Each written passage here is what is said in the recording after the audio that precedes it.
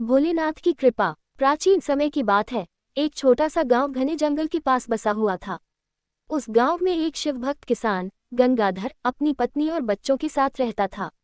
वह अत्यंत गरीब था, लेकिन भोलेनाथ में उसकी आस्था अडिग थी। हर दिन वह शिवलिंग पर जल चढ़ाने मंदिर जाता और पूरी श्रद्धा से भगवान शिव की पूजा करता। एक दिन गांव में अकाल पड़ गया। कई दिनों तक बारिश नहीं हुई, जिससे फसलें सूखने लगी और लोगों के पास खाने के लिए अनाज भी खत्म हो गया।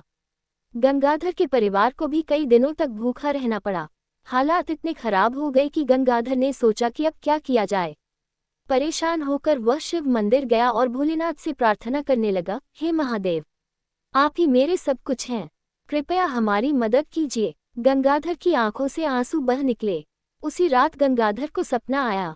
भगवान शिव ने कहा, गंगाधर, सुबह जल्दी उठकर जंगल के उस पेड़ के पास जाओ जिसके नीचे एक पत्थर रखा है। उस पत्थर के नीचे तुम्हारा समाधान छिपा है। सुबह होते ही गंगाधर जंगल की ओर निकल पड़ा। शिव के बताए स्थान पर पहुंचकर उसने पत्थर हटाया। पत्थर के नीचे उसे एक मिट्टी का घड़ा मिला जिसमें सोने के सिक्के भरे हुए थे। गंगाधर ये देखकर बहुत खुश हुआ। उसने भोलेनाथ को धन्यवाद दिया और गांव वापस आ गया।